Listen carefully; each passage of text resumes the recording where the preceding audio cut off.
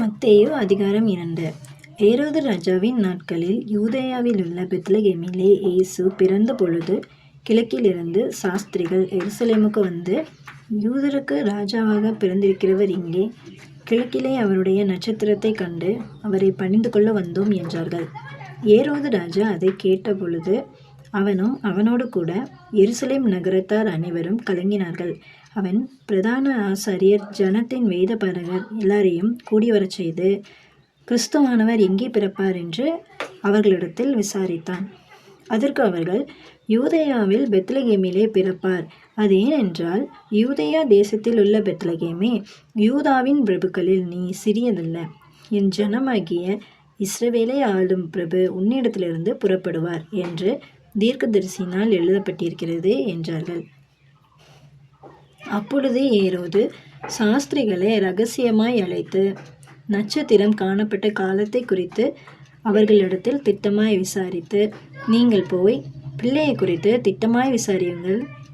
நீங்கள் அதை கண்ட பின்பு நானும் வந்து அதை பணிந்து கொள்ளும்படி எனக்கு அறிவியுங்கள் என்று சொல்லி அவர்களை பெத்லகேமுக்கு அனுப்பினான். ராஜா சொன்னதை அவர்கள் கேட்டு போகையில், இதோ அவர்கள் கிழக்கிலே கண்ட நட்சத்திரம் பிள்ளை இருந்த ஸ்தலத்திற்கு மேல் வந்து நிற்கும் வரைக்கும் அவர்களுக்கு முன் சென்றது. அவர்கள் அந்த நட்சத்திரத்தை கண்டபோது மிகுந்த ஆனந்த சந்தோஷமடைந்தார்கள். அவர்கள் அந்த வீட்டுக்குள் பிரவேசித்து பிள்ளையையும் அதன் தாயாகிய மரியாளையும் கண்டு சாஷ்டாங்கமாய் விழுந்து அதை பணிந்து கொண்டு தங்கள் பொக்கிஷங்களை திறந்து பொன்னையும் தூபவர்க்கத்தையும் வெள்ளை புறத்தையும் அதற்கு காணிக்கையாக வைத்தார்கள். பின்பு அவர்கள் ஏரோதின் இடத்திற்கு திரும்பி போக வேண்டாம் என்று சொப்பனத்தில் தேவனால் எச்சரிக்கப்பட்டு வேறு வழியாய் தங்கள் தேசத்துக்கு திரும்பி போனார்கள். அவர்கள் போன பின்பு கர்த்தருடைய தூதன் சொப்பனத்தில் யோசேப்புக்கு காணப்பட்டு, ஏரோது பிள்ளையை கொலை செய்ய தேடுவான். ஆதலால் நீ எழுந்து பிள்ளையையும் அதன் தாயையும் கூட்டிக் கொண்டு எகிப்துக்கு ஓடிப்போய் நான் உனக்கு சொல்லும் வரைக்கும் அங்கே இரு என்றான். அவன் எழுந்து இரவிலே பிள்ளையையும் அதன் தாயையும் கூட்டிக் கொண்டு எகிப்துக்கு புறப்பட்டு போய் ஏரோதின் மரண பரியந்தம் அங்கே இருந்தான். எகிப்திலிருந்து என்னுடைய குமாரனை வரவழைத்தேன் என்று தீர்க்கதரிசியின் மூலமாய் கர்த்தரால் உரைக்கப்பட்டது நிறைவேறும்படி இப்படி நடந்தது. அப்பொழுது ஏரோது தான் சாஸ்திரிகளால் வஞ்சிக்கப்பட்டதைக் கண்டு மிகுந்த கோபமடைந்து ஆட்களை அனுப்பி தான் சாஸ்திரிகளிடத்தில் திட்டமாய் விசாரித்த காலத்தின்படியே பெத்லகேமிலும் அதன் சகல எல்லைகளிலும் இருந்த 2 வயதுக்குட்பட்ட எல்லா ஆண் பிள்ளைகளையும் கொலை செய்தான். புலம்பலும் அழுகையும் மிகுந்த துக்கம் கொண்டாடலும் ஆகிய கூக்குரல் ராமாவிலே கேட்கப்பட்டது. ராகேல் தன் பிள்ளைகளுக்காக அழுது அவைகள் இல்லாதபடியால் ஆறுதல் அடையாதிருக்கிறாள் என்று எரேமியா தீர்க்கதரிசியினால் உரைக்கப்பட்டது அப்பொழுது நிறைவேறிற்று. ஏரோது இறந்த பின்பு கர்த்தருடைய தூதன் எகிப்திலே யோசேப்புக்கு சொப்பனத்தில் காணப்பட்டு, நீ எழுந்து பிள்ளையையும் அதன் தாயையும் கூட்டிக் கொண்டு இஸ்ரவேல் தேசத்துக்கு போ, பிள்ளையின் பிராணனை வாங்க தேடினவர்கள் இறந்து போனார்கள் என்றான்.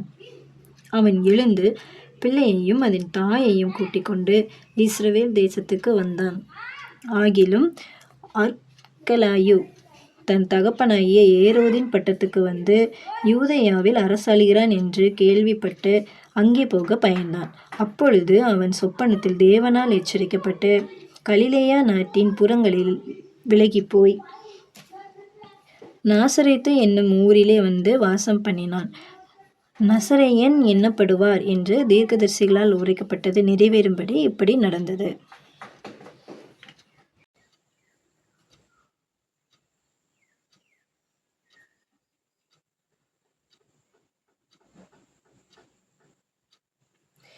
முதல் அதிகாரத்தில் யோசேப்புக்கு சொப்பனத்தின் மூலமாக வெளிப்படுத்தின தேவன் இவங்களுக்கு ஒரு அடையாளம் கொடுத்துருக்கிறாரு. கிழக்கிலே இந்த சாஸ்திரிகள் எருசலேமுக்கு வராங்க. எப்படி வராங்க? அவருடைய நட்சத்திரத்தை பார்த்துட்டு, அவர் பிறக்கும்போது ஒரு நட்சத்திரம் தோன்றியிருக்குல்ல, கிழக்கிலே அவருடைய நட்சத்திரத்தை கண்டு அவரை பணிந்து கொள்ள வந்தோம் என்றார்கள். இதை பார்த்துட்டு அவங்க ராஜா வந்து கண்டிப்பாக அரண்மனையில் தான் பிறப்பார் அப்படின்னு நினச்சிட்டு வராரு. ஆனால் ஆக்சுவலாக நம்மளுடைய இயேசுவானவர் தாழ்மையின் ரூபம் எடுத்து மாட்டு தொழுகையில் பிறந்தார். அவன் பிரதான ஆசிரியர் ஜனத்தின் எல்லாரையும் கூட்டிகிட்டு வர செய்து ஏரோது ராஜா கேட்காரு, இவங்க பிரதான ஆசிரியர் யூதர்களில் இருக்கிற பிரதான ஆசாரியர், ஜனத்தின் வேதபாரகர் எல்லாரையும் கூட்டிட்டு வர செய்து கிறிஸ்து எங்கே பிறப்பார் அப்படின்னு விசாரிக்கிறாரு. அவர் வந்து யூதேயாவில் தான் பெத்லஹேமில் பிறப்பார் அப்படின்னு சொல்கிறாங்க. இது வந்து தீர்க்க தரிசன புத்தகம் மீகாலையும் எசேக்கியேல் அதுலேயும் எழுதியிருக்குது. அதில் எழுதியிருக்கிறது நிறைவேறும்படியாக அவர் அங்கே தான் பிறப்பார் அப்படின்னு சொல்கிறாங்க. அது கூட அந்த நம்ம யூதர்களாக இருக்கிற பிரதான ஆசிரியருக்கு கூட தெரியல, வேதபாரகருக்கும் கூட தெரியல இயேசு பிறப்பார் அப்படின்னு. அவங்க கிழக்குலேருந்து வந்திருக்கிற ஒரு புறஜாதியான ஒரு சாஸ்திரிகள் வந்து கேட்குறாங்க.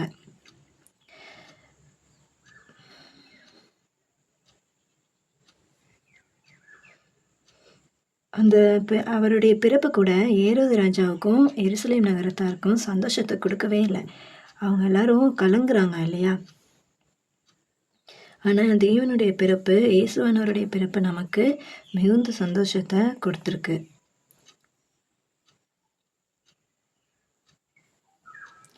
இப்போ இந்த சாஸ்திரிகள் இயேசுவை அவங்க இருந்த வீட்டில் போய் கண்டுபிடிச்சிட்டாங்க. அந்த நட்சத்திரம் அங்கே போய் நின்னதும் அந்த வீட்டுக்குள்ளே பிரவேசித்து பிள்ளையையும் அதன் தாயாகிய மரியாளையும் கண்டு சாஷ்டாங்கமாக விழுந்து பணிந்து கொண்டு தங்கள் பொக்கிஷங்களை திறந்து பொன்னையும் தூபவர்க்கத்தையும் வெள்ளைப்பழத்தையும் அதற்கு காணிக்கையாக வைத்தார்கள்.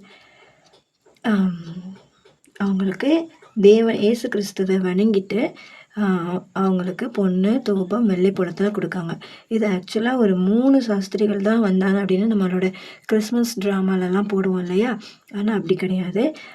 ஒரு குறிப்பிட்ட 100க்கும் மேற்பட்ட சாஸ்திரிகள் வந்திருக்காங்க.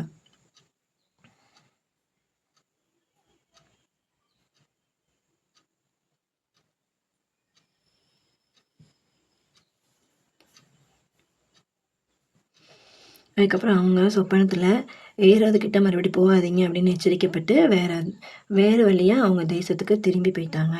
அந்த டைமில் கூட ஏறாவது அவங்க மேலே கோபப்பட்டு ஒரு குறிப்பிட்ட அந்த 2 வயசுக்கு உட்பட்ட குழந்தைங்கள கொல்லணும் அப்படின்னு சொல்லிட்டு ஒரு ஆர்டர் போடுறாரு.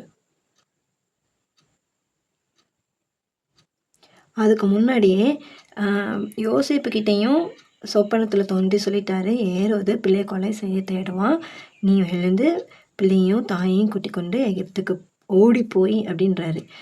அங்கே இரு, நான் சொல்கிற வரைக்கும் அங்கே இரு அப்படின்னு சொல்கிறாரா. அந்த டைமே யோசிப்பு மறுபடியும் உடனே கீழ்ப்படுகிறாரு பாருங்க. அந்த டைமே உடனே அவர் அந்த ராத்திரியிலே பிள்ளையும் அதன் தாயையும் கூட்டி கொண்டு எகிப்துக்கு புறப்பட்டு போகிறாரு. அவரே ஓடி போயின்னு சொல்கிறாரா, ஓடி போய் அப்படின்னு சொல்கிறாரு. அவர் எவ்வளோ வேகமாக போயிருந்துருக்கணும், எவ்வளோ அவசர அவசரமாக போய் கிளம்பி போயிருக்காங்க பார்த்தீங்களா? அவ்வளோ கீழ்ப்படிதல் இருக்கு அவங்க கிட்ட. அதே மாதிரி அங்கே வரைக்கும் ஏரோதுடைய மரணம் வரைக்கும் அங்கே இருந்திருக்கிறாரு. அதுக்கப்புறம் எகிப்திலிருந்து என்னுடைய குமாரனை வரவழைத்தேன் அப்படின்னு தீர்க்கதரிசியின் மூலமாய் கர்த்தரால் உரைக்கப்பட்டது நிறைவேறும்படி இப்படி நடந்தது. இது எல்லாமே மேக்சிமம் பழைய ஏற்பாடு தீர்க்கதரிசிகளில் இருந்து கர்த்தர் உரைத்தது எல்லாமே இங்கே நிறைவேறும். புதிய ஏற்பாடு ஃபுல்லாக அவருடைய நிறைவேறுதல் இருக்கும், தீர்க்க தரிசனத்தின் நிறைவேறுதல் இருக்கும்.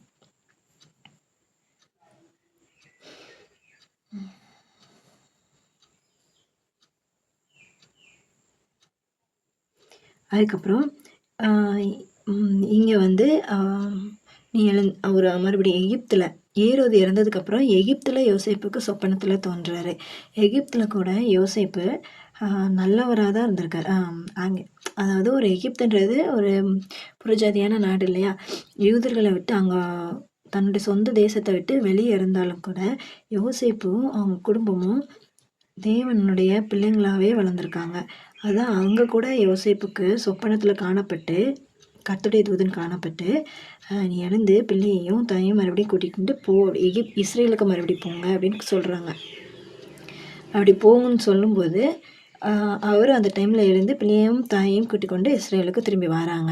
திரும்பி வரும்போது அங்கே இப்போ யார் இருக்கா அப்படின்னா ஏரோதுடைய பையன் அர்கலாயோ அவர் வந்து அவருடைய பட்டத்தில் இருக்கிறாரு அப்படின்னு கேள்விப்பட்டு கொஞ்சம் போகிறதுக்கு பயப்பட்டோன்னே சொப்பனத்தில் மறுபடியும் தேவனால் எச்சரிக்கப்பட்டு இது கரெக்டாக இவர் வந்து